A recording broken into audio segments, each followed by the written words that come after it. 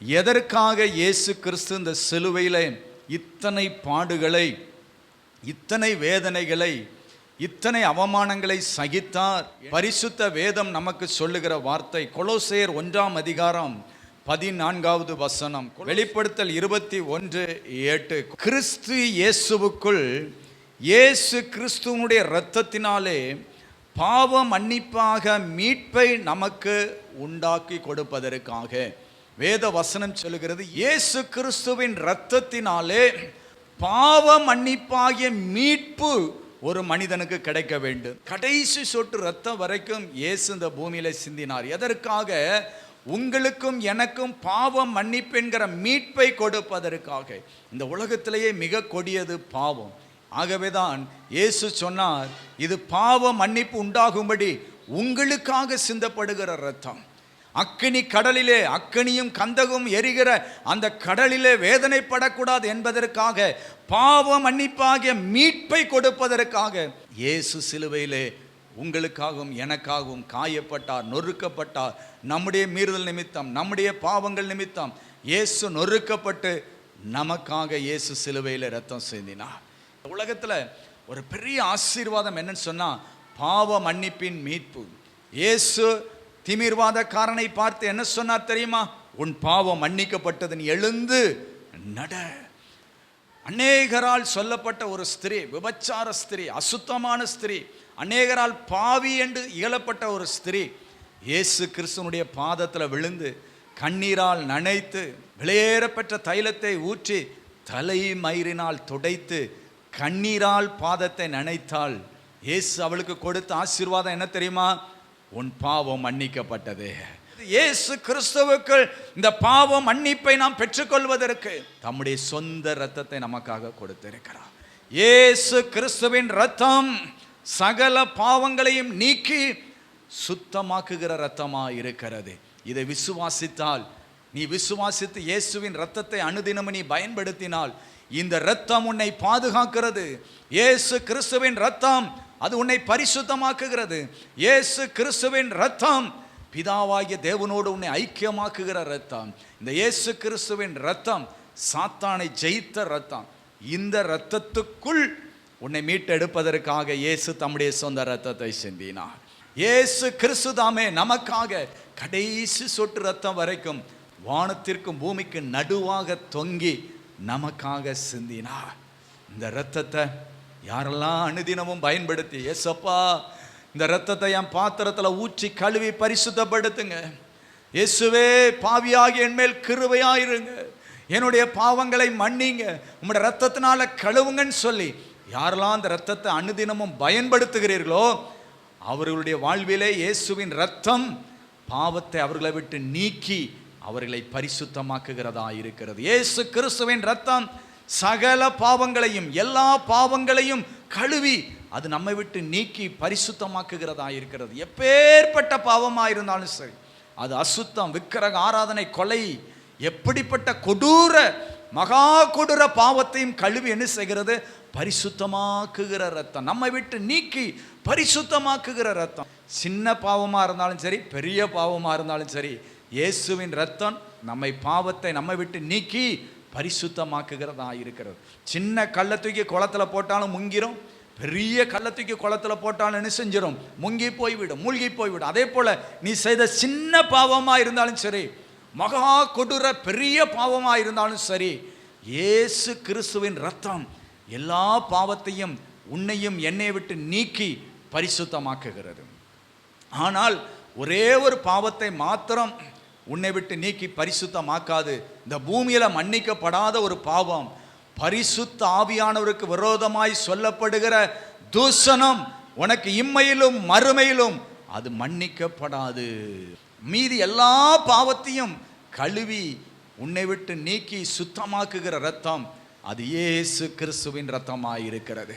இந்த பாவ மன்னிப்பாகிய மீட்பை கொடுப்பதற்காகவே இயேசு தம்முடைய சொந்த ரத்தத்தை பூமியிலே சிந்தினார். இது உனக்காக சிந்தப்பட்ட ரத்தம், பாவ மன்னிப்பு உண்டாகும்படி உனக்காக சிந்தப்பட்ட ரத்தம். நம்ம சரீரத்தில் இருக்கிற கரைகளை, சரீரத்தில் இருக்கிற அசுத்தங்களை, அழுக்குகளை நீக்குவதற்கு எப்படி தண்ணீரை பயன்படுத்துகிறோமோ அதே போல ஆத்துமாவில் இருக்கிற அழுக்கு பாவ கரை நீங்குவதற்கு இயேசு கிறிஸ்துவின் இரத்தத்தை அனுதினமும் பயன்படுத்த வேண்டும். இந்த இரத்தம் உன்னை பரிசுத்தமாக்குகிற இரத்தம், பாவத்தை உன்னை விட்டு நீக்கி போடுகிற இரத்தம். இந்த இரத்தத்தினாலே உனக்கு மீட்பை கொடுப்பதற்காக இயேசு இந்த பூமியில இரத்தம் சிந்தினார். அருவருப்பாய் இந்த பூமியில கெட்டு போகிறவர்களுக்கு பைத்தியமாய் இருக்கிறது. இயேசு கிறிஸ்துவின் இரத்தத்தினால் மீட்கப்பட்டு ரட்சிக்கப்படுகிறவர்களுக்கோ அது தேவ பலனாய் இருக்கிறது. ஐயா, உலகத்தை சார்ந்தவர்களுக்கு, அருவருப்பிலே, பாவத்திலே, பாவத்தின் அடிமைத்தனத்தில் இருக்கிறவர்களுக்கு அது பைத்தியமாய் தெரியலாம். ஆனால் ரட்சிக்கப்படுகிற நமக்கோ அது தேவ பலனாய் இருக்கிறது. தேவ பலனாய் இருக்கிறது. உண்மையாகவே இந்த ரட்சிப்பை பெற்றுக்கொண்டவர்களுக்குத்தான் இந்த ரட்சிப்பின் சந்தோஷத்தை பற்றி நமக்கு நன்றாக தெரியும். ஒரு நடிகை தன்னுடைய வாழ்க்கையில பாவத்தின் அசுத்தத்திலே வாழ்ந்து கொண்டிருந்தார். அந்த நடிகைக்கு ஒரு தேவ ஊழியர் ஒரு பைபிளை பரிசாக கொடுத்தார். அந்த பைபிளை தூக்கி ஒரு ஓரத்தில் தூக்கி போட்டு விட்டார். நாட்கள் சென்றது, வருடங்கள் சென்றது. பாவத்தின் அசுத்தம், பிசாசின் பிடியிலே அவள் சிக்கி அன்னையே அழித்து போட்டு விட வேண்டியதான். இனி வாழ முடியாது. வாழ்க்கையில வெறுப்பு மாத்திரமல்ல, தன்னுடைய கையினாலேயே அந்த பாவம் அசுத்தம் அவளை என்ன செய்து கழுத்தை நெரித்து இந்த சாத்தான் அவளை கொலை செய்வதற்கு முயற்சி செய்கிறான். இரவிலே அவளால் தூங்க முடியவில்லை. தன்னுடைய கையினாலேயே தன்னுடைய கழுத்தை நெரிக்கிறான் செத்துறணும்னு சொல்லி. பாவம் அவ்வளவு கொடியதாய் அவளை வேதனைப்படுத்தினது. பாவம் ஒரு மனிதனுடைய சமாதானத்தை கெடுக்கும். பாவம் மன்னிக்கப்படாவிட்டால் உன் வாசல் படியில் படுத்திருக்கும். பாவம் மன்னிக்கப்படாவிட்டால் எலும்புகளில் அடைபட்டு உன்னோடு கூட மண்ணுக்குள்ள படுத்துக்கொள்ளும். இந்த பாவம் மன்னிக்கப்படாவிட்டால் உன்னை பின்தொடரும். அதே போல அந்த பாவம் அவளுக்கு மன்னிக்கப்படாதபடினாலே அந்த பாவத்தின் நிமித்தம் அவள் தன் வாழ்வை வெறுத்து தன் கையினாலே கழுத்தை நெரித்து கொண்டிருக்கிறாள். அப்பொழுதுதான் அவளுக்கு ஞாபகம் வந்தது, ஐயா, ஒருத்தர் பைபிள் கொடுத்தாரே, இயேசு உன்னை பாவத்திலிருந்து விடுவிக்கிறார், இயேசு கிறிஸ்துவின் ரத்தம் சகல பாவங்களை நீக்கி உன்னை சுத்தமாக்கும் என்று ஒரு பைபிள் கொடுத்தாரே என்று சொல்லி அந்த பைபிள் எடுத்து வாசிக்க ஆரம்பித்தாள். அந்த பைபிள் அவருக்கு வந்த வார்த்தை என்ன தெரியுமா? வெளிப்படுத்தல் 1:7 சொல்லப்பட்ட வார்த்தையை போல இயேசு கிறிஸ்துவின் ரத்தம் சகல பாவங்களை நீக்கி நம்மை சுத்தமாக்குகிறது என்ற வார்த்தை அவளுக்கு வந்தது. அந்த வார்த்தையின்படி அவள் அந்த இடத்திலேயே கண்ணீரோடி ஜெபிக்க ஆரம்பித்தாள். இயேசுவே, என் பாவங்களை எல்லாம் மன்னிங்க, நான் பாவிதான் என்று சொல்லி ஒப்பு கொடுத்து ஜெபம் பண்ணினாள். ஜெபிக்க அவளுடைய இருதயத்திலிருந்து ஒரு பாடல் வந்தது. அந்த பாடல் என்ன தெரியுமா? உலக பிரசித்தி பெற்ற ஒரு பாடல். நான் பாவிதான், ஆனாலும் நீர் எனக்காக பரிசுத்தமான மாசற்ற ரத்தத்தை சிந்தினீரே, என் பாவத்தை மன்னிங்கன்னு சொன்ன மாத்திரத்திலே இயேசு கிறிஸ்துவின் ரத்தம், பரிசுத்த மீட்பை கொடுக்கிற இயேசுவின் ரத்தம் அவளுக்கு மீட்பை கொடுத்து விடுதலை ஆக்கினது. அவளுடைய நெஞ்சிலே ஒரு பெரிய சந்தோஷம், மகிழ்ச்சியும் வந்தது. பாவ மன்னிப்பை அவள் பெற்றுக்கொண்டாள். பிரியமானவர்களே, இதை இந்த உலகத்தில் பெரிய ஆசீர்வாதமாக கருதுகிறோம். இந்த உலகத்திலேயே பெரிய ஆசீர்வாதம் என்ன? பாவ மன்னிப்பாகிய மீட்பை இயேசு கிறிஸ்துவின் ரத்தத்தினாலே பெற்றுக்கொள்ளுகிற ஒரு அனுபவம். அதுக்கு பேர் தான் ரட்சிப்பு.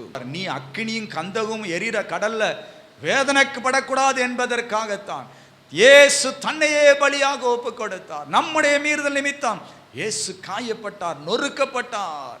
இன்றைக்கு சிலருக்கு இது புரியாம இருக்கலாங்க. உலக மனுஷனுக்கு இது ஏளனமா இருக்கலாங்க. உலக மனிதர்கள் இதை அலட்சியம் பண்ணலாம். உலக மனிதர்கள் ஏனோ தானோ என்று கேலி பண்ணலாம். உலக மனிதர்கள் இயேசு கிறிஸ்துவின் இரத்தமாகிய மீட்பை, ரட்சிப்பை அலட்சியம் பண்ணலாம்.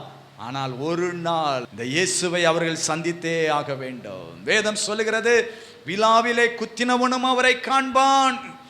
ஆனால் சந்திக்கும் பொழுது எந்த பக்கத்தில் நின்று சந்திக்க போறோங்கிறதா முக்கியம். வலது பக்கத்தில் நின்று சந்திக்க போறோமா, இடது பக்கத்தில் நின்று சந்திக்க போகிறோமா? வலது பக்கத்தில் அவர்களை நிற்கிறவர்களை பார்த்து இயேசு சொல்லுவாராம், உங்களுக்காக ஆயத்தம் பண்ணின இந்த ராஜ்ய பரலோக ராஜ்யத்துக்குள்ள பிரவேசிங்கள் என்று சொல்லுவாராம். இடது பக்கத்தில் நிற்கிறவர்களை பார்த்து சொல்லுவார், உங்களுக்காக ஆயத்தம் பண்ணின கந்தகமும் அக்னியும் எரிகிற கடலிலே போய் நீங்கள் பங்கடையுங்கள். ஆனால் ஒரு நாள் எல்லாரும் இயேசுவை சந்திச்சு தான் ஆகணும். அவன் ஏழையாக இருந்தாலும், பணக்காரனாக இருந்தாலும், பாவியாக இருந்தாலும், பரிசுத்தவானாக இருந்தாலும், அவன் இயேசு கிறிஸ்துவை ஒரு நாள் சந்தித்தே ஆக வேண்டும். அந்த நாளுக்கு ஒருவனும் நீங்களாகி போவதில்லை. பிரேத குழியில் இருக்கிற அனைவரும் எழுந்திருக்கிற காலம் வரும். கல்லறைகள் திறக்கும். எல்லாரும் ஒரு நாள் இயேசுவை சந்தித்தே ஆக வேண்டும். நன்மை அடைந்தவர்கள் நித்திய ஜீவனை அடைவார்கள், தீமை செய்தவர்கள் அழியாத அந்த அக்கினி கடலிலே, கந்தகம் எரிகிற கடலிலே பங்கடைவார்கள். இந்த ரட்சிப்பின் சந்தோஷத்தை கெடுத்து போடுவதற்கு சாத்தான் பாவத்தை கொண்டு வருகிறான், அசுத்தத்தை காண்பிக்கிறான். எவ்வளவு அழகா இருக்கு பாத்தியா? பரஸ்திரின் உதடு தேன் கூடு போல் ஒழுகும், ஆனால் முடிவோ எட்டியை போல கசம். இந்த உலகத்துல பாவத்துக்குரிய தண்டனை சீக்கிரமா கிடைக்காதனால பாவம் செய்கிறதற்குரிய மனிதனுடைய இருதயம் என்ன செய்திருக்கு? துணிகரம் கொண்டிருக்குதான். பாவம் செஞ்ச உடனே தண்டனை, கரண்ட்ல கை வச்ச உடனே என்ன கிடைச்சிருது? தண்டனை கிடைச்சிருது. தீயில கை வச்ச உடனே என்ன கிடைச்சிருது? தண்டனை கிடைச்சிருது. தெரிஞ்சு குடிச்சாலும் விஷம்தான், தெரியாம கொடுத்தாலும் விஷம்தான். தெரிஞ்சு கை வச்சாலும் தீ சுடும், தெரியாம கை வச்சாலும் தீ சுடும். தெரிஞ்சு கரண்ட்ல கை வச்சாலும் ஷாக் அடிக்கும், தெரியாம வச்சுட்டாலும் என்ன செய்யும்? ஷாக் அடிச்சு ஆளை காலி பண்ணிடும். அதே போல இந்த பாவம் என்பது தெரிஞ்சு செஞ்சாலும் பாவம் தான், தெரியாம செஞ்சாலும் பாவம் தான். ஆனா அந்த பாவத்துக்குரிய தண்டனை சீக்கிரமாய் நடக்காதபடினாலே மனிதனுடைய இருதயம் பாவம் செய்ய என்ன செய்திருக்குதான்? துணிகரம் கொண்டிருக்கிறது. அப்ப சில நினைப்பீங்க சீக்கிரமா ஆண்டவர் உடனே தண்டனை கொடுத்துட வேண்டியதான்னு நினைப்பீங்க. இல்ல, ஆண்டவர் சொல்லுகிறார், மனம் திரும்பும்படியாய் நான் தவணை கொடுத்தேன். வெளிப்படுத்தல் 2ஆம் அதிகாரம் 21வது வசனத்தை எடுத்து வாசித்து பாருங்கள். அவள் மனம் திரும்பும்படியாய் அவளுக்கு தவணை கொடுத்தேன், தன் வேசி மார்க்கத்தை விட்டு மனம் திரும்ப அவளுக்கு விருப்பமில்லை. இதோ நான் அவளை கட்டில் கிடையாக்கி அவளுடனே விபச்சாரம் செய்தவர்கள் தங்களுடைய கிரியைகளை விட்டு மனம் திரும்பாவிட்டால் அவர்களையும் மிகுந்த உபத்திரத்திலே தள்ளி அவளுடைய பிள்ளைகளையும் கொல்லுவேன். அப்பொழுது நானே உள்ளந்திரியங்களையும் இருதயங்களையும் ஆராய்கிறவர் என்று எல்லா சபைகளும் அறிந்து கொள்ளும். அன்றியும் உங்களில் ஒவ்வொருவனுக்கும் உங்கள் கிரிகளின்படியே நான் என்ன செய்வேன்? பலன் அளிப்பேன். மனம் திரும்பும்படியாய் கர்த்தர் தவணை கொடுக்கிறார். இயேசு கிறிஸ்துவுக்குள் இந்த பாவ மன்னிப்பை நாம் பெற்றுக்கொள்வதற்கு தம்முடைய சொந்த இரத்தத்தை நமக்காக கொடுத்திருக்கிறார். இந்த பாவ மன்னிப்பாகிய மீட்பை கொடுப்பதற்காகவே இயேசு தம்முடைய சொந்த இரத்தத்தை பூமியிலே சிந்தினார். இது உனக்காக சிந்தப்பட்ட இரத்தம், பாவ மன்னிப்பு உண்டாகும்படி உனக்காக சிந்தப்பட்ட இரத்தம்.